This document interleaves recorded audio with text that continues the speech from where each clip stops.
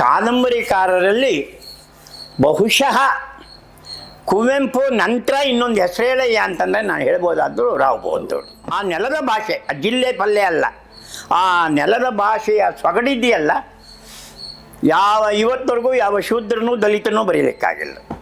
ನನ್ನ ಇದಷ್ಟು ನಿಲುವು, ಅವ್ರನ್ನೇನು ಯಾರನ್ನೂ ಖಂಡಿಸ್ತಾ ಇಲ್ಲ ನಾನು. ಅವರಿಗೆ ಏನಾದರೂ ಕನ್ನಡ ಸಾಹಿತ್ಯದಲ್ಲಿ ಏನೂ ಬರದೇ ಇರೋ ಸಾಹಿತ್ಯ ಅಂತಂದರೆ ಅದು ರಾವ್ ಬಹದ್ದೂರ್. ಏನೂ ಇಲ್ಲ ಆಗತ್ತೆ. ಅವ್ರಿಗೊಂದು ಕೇಂದ್ರ ಸಾಹಿತ್ಯ ಅಕಾಡೆಮಿನೂ ಇಲ್ಲ, ಡಾಕ್ಟ್ರೇಟು ಇಲ್ಲ, ಸಾಹಿತ್ಯ ಸಮ್ಮೇಳನ ಅಧ್ಯಕ್ಷರು ಅಲ್ಲ. ಏನು ತಿಳ್ಕೊಂಬಿಟ್ರು ಈ ಕನ್ನಡದ ಜನ. ಎಂ ಬಿ ಸಿಂಗ್ ಏನು ಹೇಳಿದ್ರು ಅಂದರೆ, ಪುಟ್ಟಣ್ಣ ಕಣಗಾಲ್ ಅವರು ಈ ರಾವ್ ಬಹದ್ದೂರನ್ನ ಕೂರಿಸಿ ಒಂದು ಸ್ಕ್ರಿಪ್ಟ್ ಮಾಡಿ ಒಂದು ಸಿನಿಮಾ ಮಾಡಬೇಕು ಅಂತ ಆಸೆ ಪಟ್ಟರಂತೆ. ಇವರು ಒಬ್ಬರೇ ಇರೋಕ್ಕೆ ಆಗಲ್ವಲ್ಲ, ಅದಕ್ಕೆ ಜೊತೆಗೆ ಸತ್ಯಕಾಮ. ಅಲ್ಲಿ ಯಾವುದೋ ಒಂದು ವೆಸ್ಟ್ಲ್ಯಾಂಡ್, ಅದು ಯಾವುದೋ ಹೋಟೆಲು, ಸಿನಿಮಾದವರೆಲ್ಲ ಉಳ್ಕೊಳ್ಳೋ ಜಾಗ, ಅಲ್ಲಿ ಇವರಿಬ್ಬರನ್ನ ಇಟ್ಟರು. ತಿಂಗಳಿಗಟ್ಲೆ ಇವರು ಬರೀ ಮಾತಾಡಿದ್ದೆ, ಚರ್ಚೆ ಮಾಡಿದ್ದೆ, ತಿಂದಿದ್ದೆ. ಬಿಲ್ಲು ಮಾತ್ರ ಏರ್ತಾ ಹೋಯ್ತು. ಅದು ಎಷ್ಟಾಯಿತೋ ಏನೋ ಬಿಲ್ಲು, ಪುಟ್ಟಣ್ಣ ಅವರಿಗೆ ಕಟ್ಟಕ್ಕಾಗದೇ ಇರೋಷ್ಟು ಬಿಲ್ಲಾಗೋಯ್ತು. ಅಯ್ಯಯ್ಯೋ.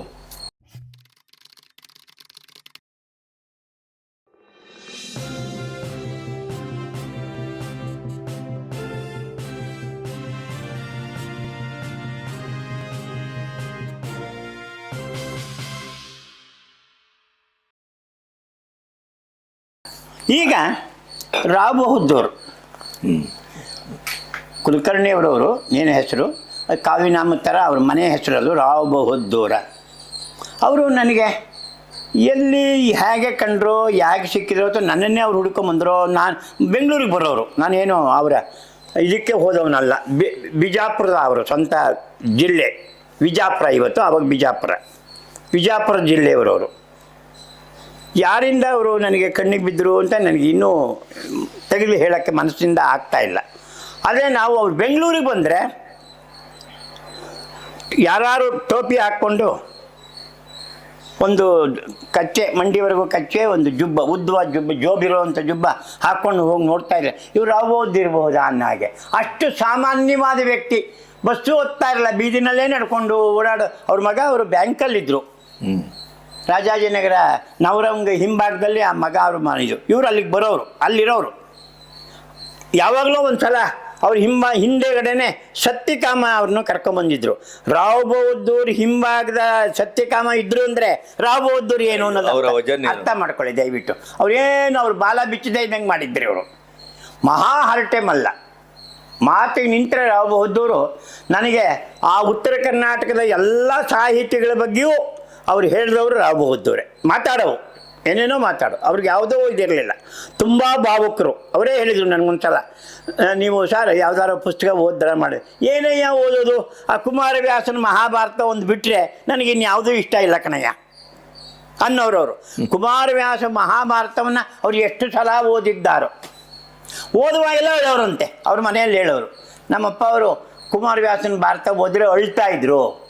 ಅಷ್ಟು ಇನ್ವಾಲ್ವ್ಮೆಂಟು ಆ ಕಾವ್ಯದ ಬಗ್ಗೆ ರಾವ್ ಬಹದ್ದೂರ್ ಅವ್ರದ್ದು. ಈ ಭಾಳಷ್ಟು ಜನಕ್ಕೆ ಗೊತ್ತೇ ಇಲ್ಲ ಅವರು ಕಾವ್ಯ ಓದಿದ್ದಾರೆ, ಯಾಕಂದರೆ ಇವ್ರು ಕಾವ್ಯ ಬರೆದಿಲ್ವಲ್ಲ ಅಂತ.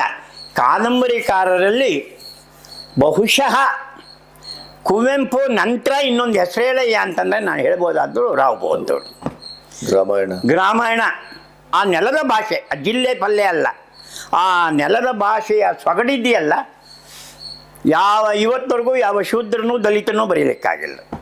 ನನ್ನ ಇದಷ್ಟು ನಿಲುವು, ಅವ್ರನ್ನೇನು ಯಾರನ್ನೂ ಖಂಡಿಸ್ತಾ ಇಲ್ಲ ನಾನು. ಅಷ್ಟರ ಮಟ್ಟಿಗೆ ಅದನ್ನು ಯಾರೋ ಒಬ್ಬರು, ಬಹುಶಃ ಕೀರ್ತಿನಾಥ್ ಕುರ್ತಕೋಟೆಯವರೇ ಇರ್ಬೋದು, ಗ್ರಾಮ ಭಾರತ ಅಂತ ಕರೆದಿದ್ದಾರೆ. ಗ್ರಾಮಾಯಣ ಅಂತ ಅವ್ರು ಅರ್ದಿರ್ಬೋದು, ಇದು ಗ್ರಾಮ ಭಾರತ ಇದು. ಅಷ್ಟರ ಮಟ್ಟಿಗೆ ಆಮೇಲೆ ಅವರು ಅದಕ್ಕೆ ಮೀರಿಸಿ ಕಾದಂಬರಿಗಳು ಬರೆದಿದ್ದಾರೆ. ಬಿತ್ತಿ ಬೆಳೆದವರು ಅನ್ನೋದು ಪಾಕಿಸ್ತಾನ ಮತ್ತು ಭಾರತ ಕುರಿತಂಥ ಯುದ್ಧದ ಇದನ್ನು ಅವರು ಬರೆದಿದ್ದಾರೆ. ಯಾಕಂದರೆ ಅವರು ಬೇಸಿಕಲಿ ಅವರು ಒಬ್ಬ ಜರ್ನಲಿಸ್ಟ್. ಅವರು ಆ ಸಂಯುಕ್ತ ಕರ್ನಾಟಕದಲ್ಲಿ ಅವರು ಯಾವ ಸ್ಥಾನಮಾನದಲ್ಲಿದ್ದರೋ ನನಗೆ ಗೊತ್ತಿಲ್ಲ. ಸಂಯುಕ್ತ ಕರ್ನಾಟಕದ ಇದಿತ್ತವರಿಗೆ, ರಮ್ರಾ ದಿವಾಕರ್ ಅವರ ಸ್ನೇಹ ವಿಶ್ವಾಸ ಇತ್ತವರಿಗೆ. ಅವರಿಗೆ ಏನಾದರೂ ಕನ್ನಡ ಸಾಹಿತ್ಯದಲ್ಲಿ ಏನೂ ಬರದೇ ಇರೋ ಸಾಹಿತ್ಯ ಅಂತಂದರೆ ಅದು ರಾವ್ ಬಹದ್ದೂರ್. ಏನೂ ಇಲ್ಲ ಆಗತ್ತೆ. ಅವ್ರಿಗೊಂದು ಕೇಂದ್ರ ಸಾಹಿತ್ಯ ಅಕಾಡೆಮಿನೂ ಇಲ್ಲ, ಡಾಕ್ಟ್ರೇಟು ಇಲ್ಲ, ಸಾಹಿತ್ಯ ಸಮ್ಮೇಳನ ಅಧ್ಯಕ್ಷರು ಅಲ್ಲ. ಏನು ತಿಳ್ಕೊಂಬಿಟ್ರು ಈ ಕನ್ನಡದ ಜನ? ಯಾಕಷ್ಟು ನಿರ್ಲಕ್ಷ್ಯ? ನನಗೇನು ಅರ್ಥವೇ ಆಗ್ತಾ ಇಲ್ಲ.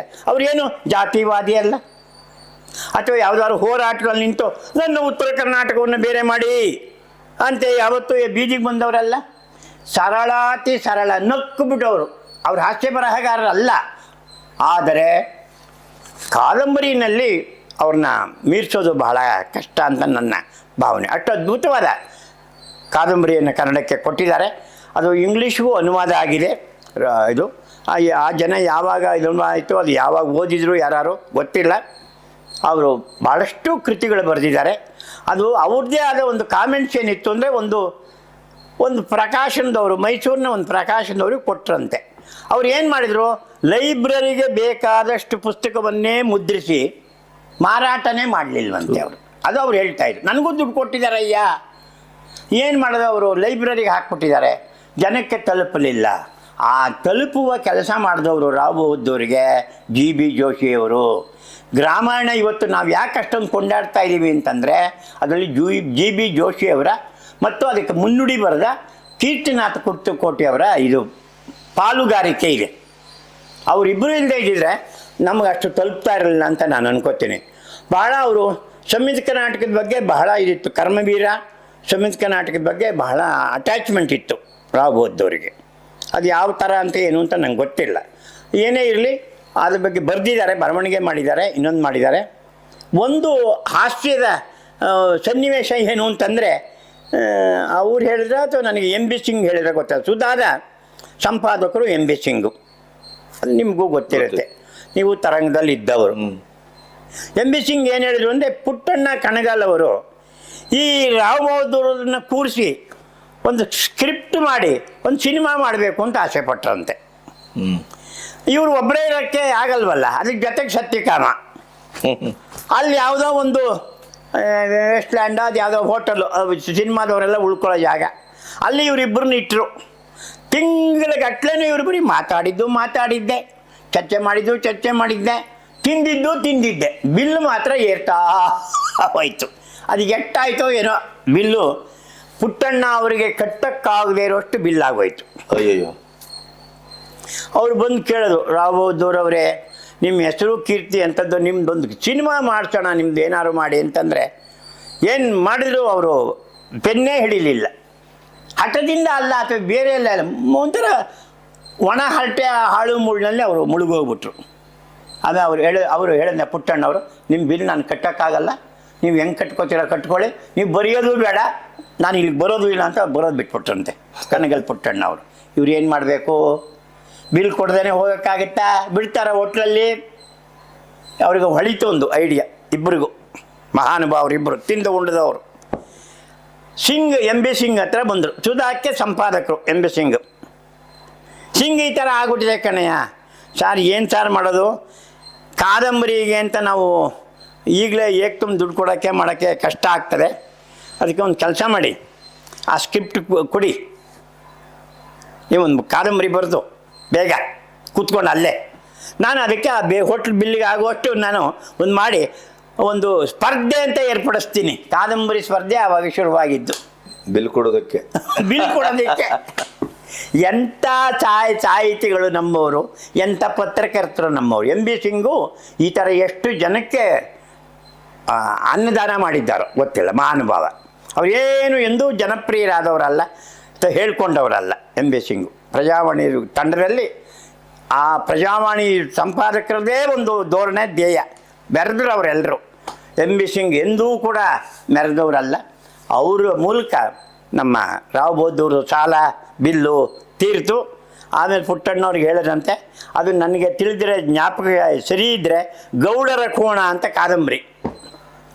ಆ ಗೌಡರ ಕೋಣನ ಸ್ಪರ್ಧೆನಲ್ಲಿ ಅನೌನ್ಸ್ ಮಾಡಿ, ಇದು ಮೊಟ್ಟ ಮೊದಲನೇದು ರಾವ್ ಬಹದ್ದೂರಿಗೆ ಮೊದಲನೇದು ಅಂತ ಹೇಳೋದು. ಏನದು ಎಷ್ಟು ಇದು ಬಿಲ್ ಕೊಟ್ಟರು, ಆ ಕಾದಂಬರಿ ಸೀರಿಯಲ್ಲಾಗಿ ಬರೋಕ್ಕೆ ಶುರುವಾಯಿತು.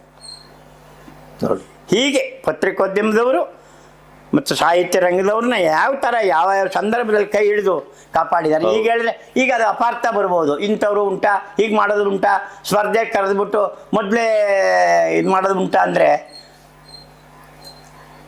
ಅಲ್ಲಿ ಇನ್ನೂ ಒಂದು ಹೇಳಬೇಕು ಅಂದರೆ ಯಾವುದೋ ಒಂದು ಸಾಹಿತ್ಯ ಅಕಾಡೆಮಿಲಿ ಇವ್ರದ್ದೊಂದು ಕಾದಂಬರಿ ಬಂದಿತ್ತಂತೆ. ಇವ್ರೇನು ಪ್ರಕಟಿಸಿಲ್ಲ, ಗೊತ್ತೂ ಇಲ್ಲ, ಆ ವಿಷಯ ಅಲ್ಲ, ಅವ್ರು ಹೇಳಿದ್ದಲ್ಲ ಇದು ನನಗೆ. ಬಹುಶಃ ಯಾರೋ ಅಲ್ಲಿ ಅಕಾಡೆಮಿಲಿ ಇದ್ದವ್ರು, ನನಗೆ ಅತ್ಯಂತ ಆಪ್ತರಿದ್ದವರು, ಹಾಮಾನಾಯಕರು ಹೇಗೆ ನಿರ್ಣಯ ತಗೊಂಡ್ರು ಅಂತ.